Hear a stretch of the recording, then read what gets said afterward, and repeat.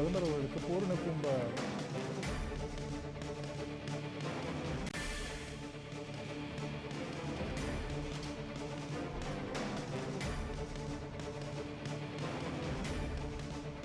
சோழீஸ்வரர் கோவிலில் கங்கையிலிருந்து கொண்டு வரப்பட்ட நீரை கொண்டு சோழீஸ்வரருக்கு அபிஷேகம் செய்திருக்கிறார் பிரதமர் நரேந்திர மோடி.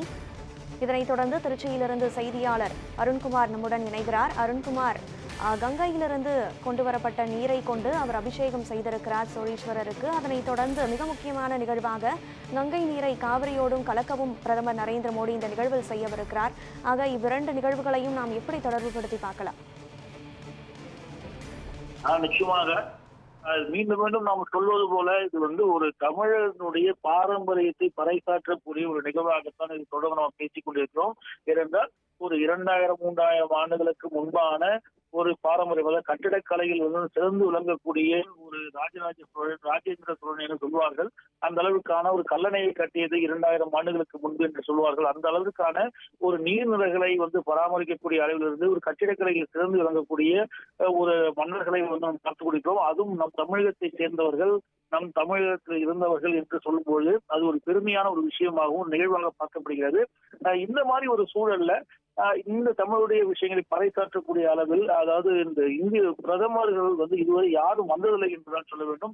முதல்வராக ஒரு சோழ தேசத்தில் ஒரு பிரதமர் அந்த கோவிலுக்கு வந்திருப்பது என்பது ஒரு வரலாற்று ஒரு பதிவாகத்தான் பார்க்கப்படுகிறது. ஒரு வரலாற்று சிறப்பு மிக்க ஒரு நிகழ்வாகத்தான் பார்க்கப்படுகிறது. இந்த அடிப்படையில் தான் இந்த நிகழ்வுகள் 2 நாட்களாக தமிழக மக்கள் கொண்டாடி வருகிறார்கள் என்றே சொல்ல வேண்டும். ஏனென்றால் அவர் ஒரு பெரிய நிகழ்வு. நம்முடைய தேசத்தினுடைய சோழ தேசத்தினுடைய பாரம்பரியத்தை உலக நாடுக்கு கொண்டு செல்லக்கூடிய அளவிற்கான ஒரு தலைவர் வந்திருக்கிறார் என்று சொல்லும் போது அவர்களை அனைவரும் போட்டு போடக்கூடிய ஒரு நிகழ்வாக இருக்கிறது. அனைத்து ஊடகங்களும் தற்போது இந்த நாட்டில் இருக்கக்கூடிய அனைத்து ஊடகங்களுமே தற்போது மோடி அவர்களுடைய நிகழ்வை மட்டுமே தற்போது கொடிபிடித்துக் கொண்டிருக்கக்கூடிய சூழலும் நம்மால் பார்க்க முடிகிறது.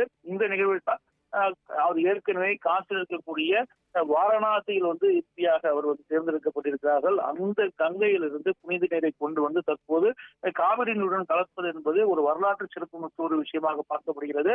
இந்த நிலையில் பிரகதீஸ்வரருக்கு தற்போது கொண்டு வரப்பட்ட நீரானது அபிஷேகம் செய்யப்பட்டு 50 சிவாச்சாரியார்கள் தமிழில் வேத மந்திரங்கள் முழங்க அவர்கள் தற்போது அந்த பாசுரங்கள் பாடி அவர்கள் வரவேற்றிருப்பதும், அதை தொடர்ந்து மோடி அவர்கள் தங்களுடைய கையால் திருக்கரங்களால் தற்போது அந்த ஈஸ்வரனுக்கு ஆராதனை எடுத்தது என்பது ஒரு வரலாற்று சிறப்புமிக்க விஷயமாக பார்க்கப்படுகிறது.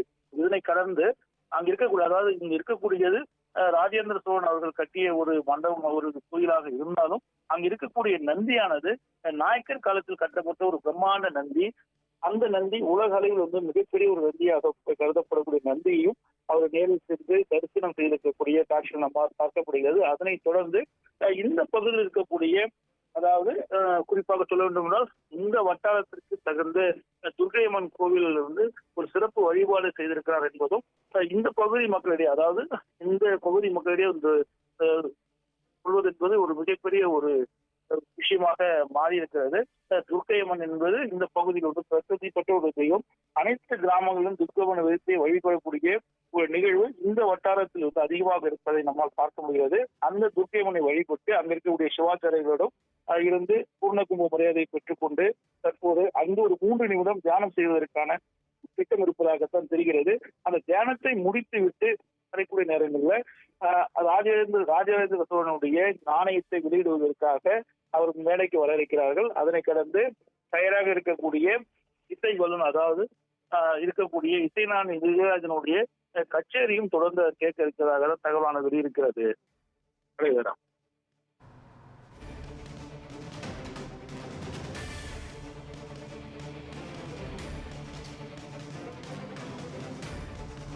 அருண்குமார், கங்கை கொண்ட சோழபுரம் என்ற பெயரை பொறுத்தார் போலவே ராஜேந்திர சோழன் கங்கை வரைக்கும் சென்று படையெடுத்து சென்று தன்னுடைய வெற்றியினுடைய சின்னமாகத்தான் கங்கையை தன்னுடைய தமிழகத்திற்கு கொண்டு வந்திருக்கிறார். அதே போலவே இவ்வளவு ஆண்டுகள் கழித்து பிரதமர் நரேந்திர மோடியும் கங்கையிலிருந்து நீரை கொண்டு வந்து இங்கு சோழீஸ்வரருக்கு அபிஷேகம் செய்திருப்பது என்பது நிச்சயமாக அரசியல் முக்கியத்துவம் வாய்ந்ததாகத்தான் பார்க்கப்படுகிறது இல்லையா?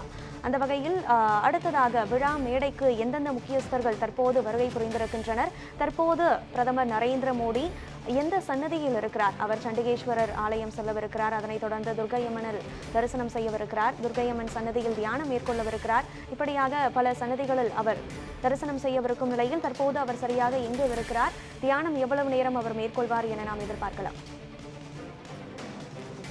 நிச்சயமாக தற்போது கிருஷ்ணனை வந்து அது வழிபட்டுக் கொண்டிருக்கக்கூடிய காட்சிகள் நாம் பார்த்துக் கொண்டிருக்கிறோம்.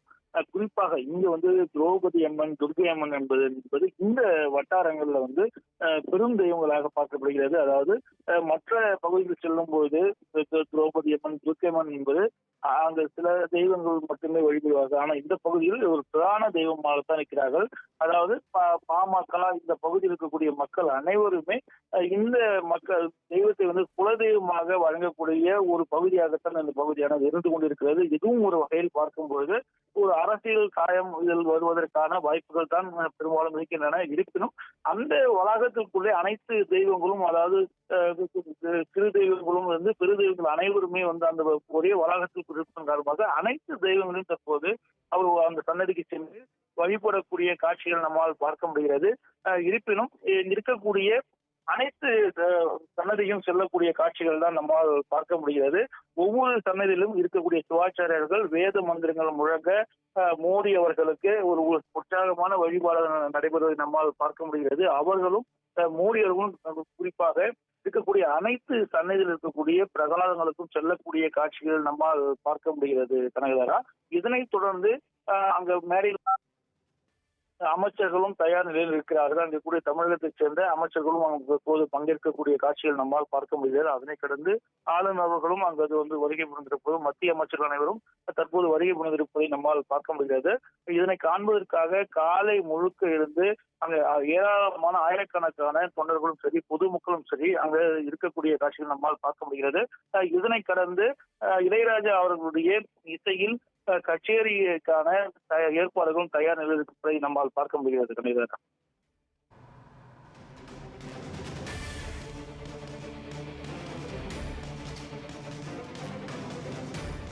பிரதமர் நரேந்திர மோடி தற்போது விழா நடைபெறும் மேடைக்கு வருகை புரிந்திருக்கிறார்.